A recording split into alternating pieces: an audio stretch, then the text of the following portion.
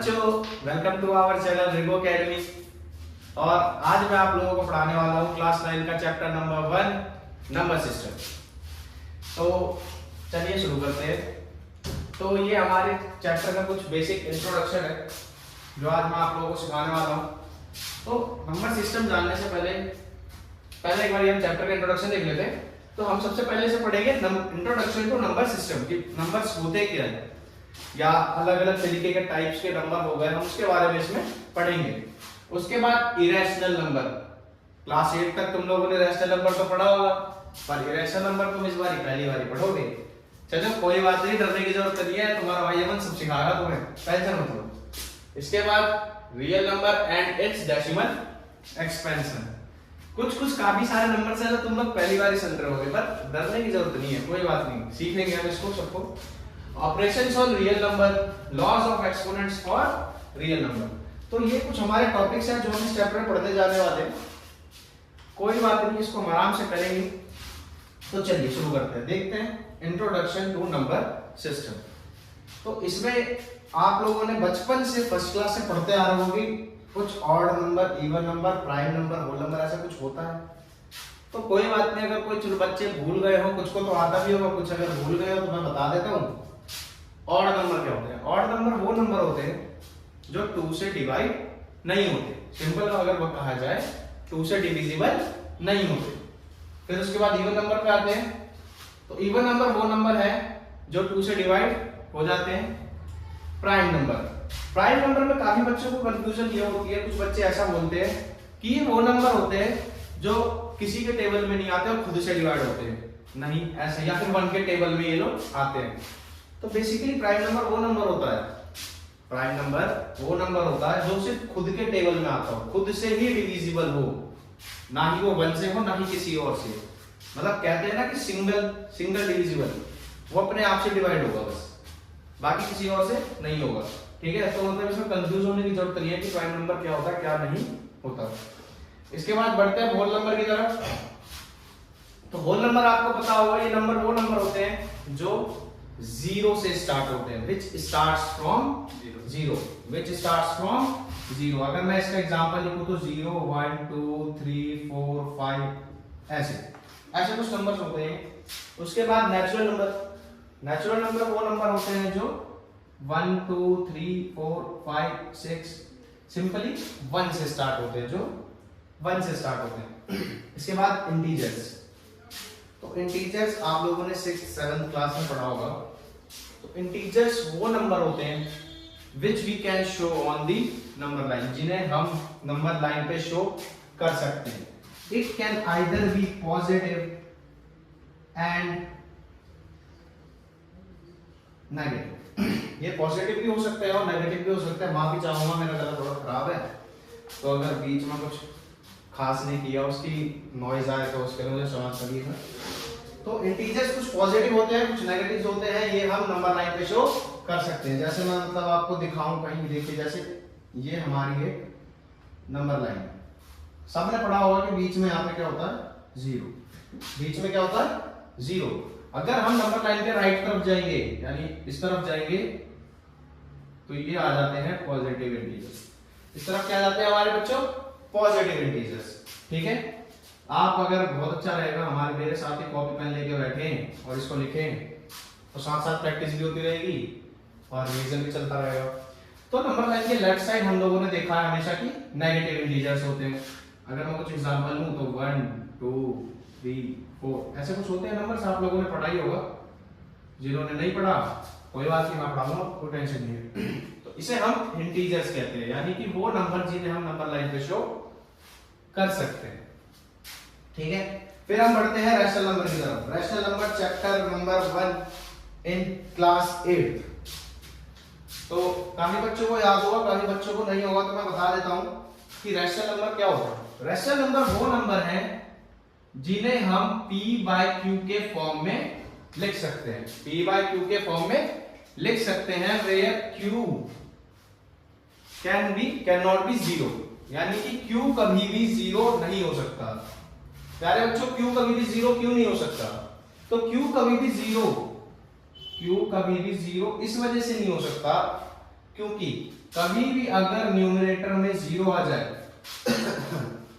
तो वो value not defined हो जाती है, यानी हम उसकी वैल्यू फाइंड ही नहीं कर सकते, कोई भी वजह हो हम फाइंड नहीं कर सकते, कैन नॉट बी कैलकुलेटेड। ठीक है, चलिए हाँ, रैशनल नंबर आप लोगों ने जान लिया। रैशनल नंबर क्या होते हैं, जिनको हम p by q के फॉर्म में लिख सकते हैं। ठीक है, इसके बाद आते हैं इरेशनल नंबर।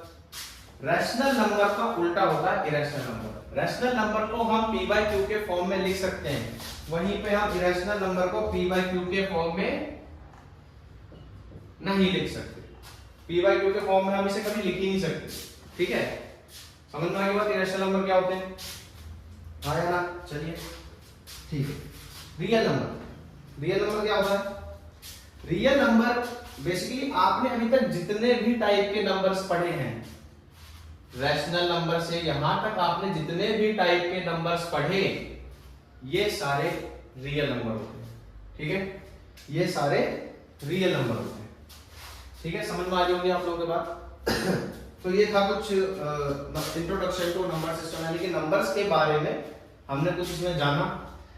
आइए बढ़ते हैं हम अपनी एक्सरसाइज की तरफ, जिसमें है एक्सरसाइज 1.1, जिसका पहला क्वेश्चन ये कहता है कि is 0 a rational number, is 0 a rational number. ठीक है, देखेंगे पहले, जैसे मतलब मान लीजिए वो कह रहा है कि 0 एक रैशनल नंबर है या नहीं, हमें ये बताना है। तो रैशनल नंबर बच्चों वो नंबर होता है जिसे हम p by q के फॉर्म में लिख सकते हैं। तो हम पता है, हमें ये चीज पता है कि कोई भी नंबर हो उसके नीचे हमेशा 1 रहता है, कोई भी नंबर हो उसके नीचे हमेशा 1 रहता है। ये चीज ध्यान रखनी है, काफी काम आने वाली है हमारी ये आगे। तो ध्यान रखनी है कि कोई भी नंबर हो उसके नीचे हमेशा 1 रहेगा। ठीक है, समझ में आ रही है बात, आया ना? तो जैसे आप लोग यहाँ पे देख पा रहे होंगे 0 है, इसके नीचे वाले का p by q का फॉर्म ये कन्वर्ट हो रहा है। तो जो भी चीज कन्वर्जन हो रही है p by q के फॉर्म में, वो क्या है, रैशनल नंबर। ये क्या है, फिर एक रैशनल नंबर। क्या है ये, रैशनल नंबर। मुझे लगता है आपको ये क्वेश्चन समझ आ गया होगा। इसके बाद हम पढ़ते हैं अपने सेकंड क्वेश्चन की तरफ। तो सेकंड क्वेश्चन है हमारा, find the 6 rational number between 3 and 4। ठीक है, सेकंड क्वेश्चन क्या कह रहा है कि find the 6 rational number between 3 and 4, यानी 3 और 4 के बीच में हमें 6 रैशनल नंबर फाइंड करने हैं। 3 और 4 के बीच में हमें 6 रैशनल नंबर फाइंड करने हैं। तो चलिए कैसे अप्रोच करेंगे, मैं आपको आज क्वेश्चन की अप्रोचिंग भी बताऊंगा कि आप लोग जब एग्जाम में बैठते हैं तो बेसिकली क्वेश्चन को अप्रोच कैसे करना है। ठीक है, तो जैसे हमारा क्वेश्चन है, इसमें हमें निकालना है 6 रैशनल नंबर। तो कुछ बच्चे क्या करते हैं कि इनका एलसीएम निकाल लिया और उससे डिवाइड मतलब मल्टीप्लाई डिवाइड कर दिया, वो भी सही है। बाकी मैं आपको एक तरीका और बताता हूँ। जैसे हमें निकालने हैं यहाँ पे 6 रैशनल नंबर, हम इसको कंसीडर कर लेते हैं कि n हमारा क्या है, यहाँ पे 6 है। n हमारा क्या है, यहाँ पे 6 है। तो हम अब क्या करेंगे, n+1 निकाल लेंगे। n+1 क्या है हमारा, 6+1। तो 6+1 कितना आएगा बच्चों, 7 ही आएगा, 4 आएगा, 7 आएगा। वेरी गुड, ठीक है, तो 7 आ गया। अब मान लो कि 3 और 4 के बीच में निकालना है। किसके बीच में, 3 और 4 के बीच में। तो 3 में हम ऊपर भी मल्टीप्लाई कर देते हैं 7 से और नीचे भी मल्टीप्लाई कर देते हैं 7 से। अब बोलोगे 3 के नीचे तो कुछ है ही नहीं 7 से मल्टीप्लाई करने के लिए। तो मैंने क्या बताया था यहाँ पे कि कोई भी नंबर हो उसके नीचे हमेशा 1 रहता है।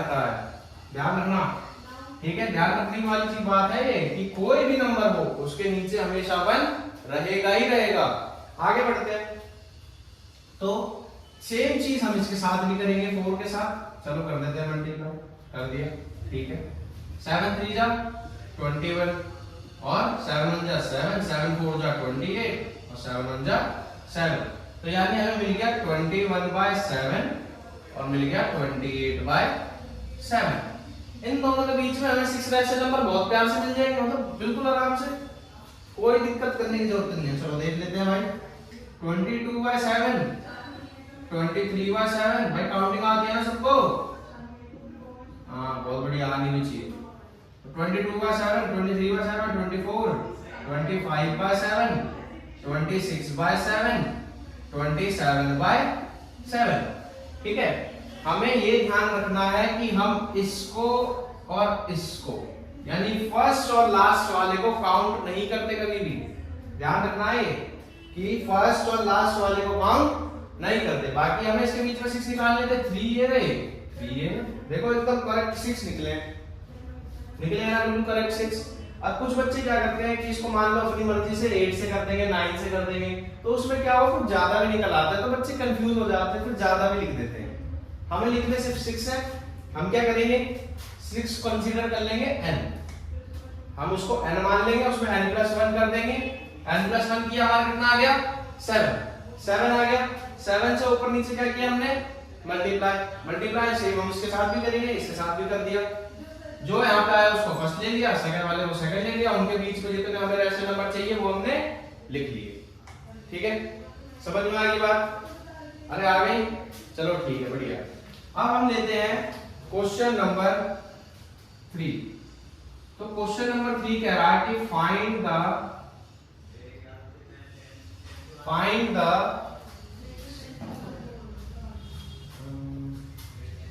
5 rational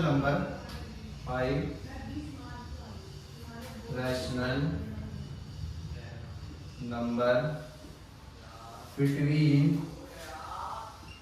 3/5 and 4/5। तो हमें इनके बीच में 5 रैशनल नंबर्स निकालने हैं, हमें इनके बीच में 5 रैशनल नंबर्स निकालने हैं। ठीक है, मैंने आपको कैसे सिखाया, कैसे क्वेश्चन को अप्रोच करना है। क्वेश्चन को अप्रोच कैसे करना है, हमें निकालना है 5, यानी n ले लेंगे हम 5, n ले लिया हमने 5। अब इसमें क्या करना है, n+1 करना है, n+1 यानी 5+1 करना है। कितना करना है, 5+1। तो 5+1 हमारा क्या होता है, 6। 5+1 क्या होता है, 6 आ गया हमारा। ठीक है, 6 आ गया।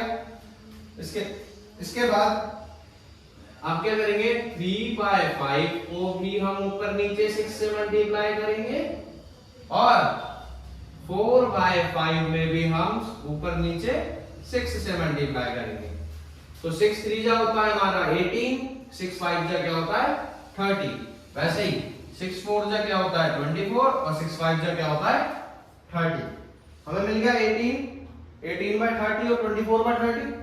लिख लेते हैं 18/30 और 24/30। माफी चाहूंगा। उसके बाद 19/30। सिंपल, अब हम इसके बीच में 6 लिख लेंगे, अपने वो 5 लिखना है, 5 लिख लेंगे। 19/30, 20/30, 21/30, 22/30, 23/30 और लास्ट है हमारा 24/30। तो यहाँ पे हम इसको काउंट नहीं करेंगे, इन दोनों को काउंट नहीं करेंगे।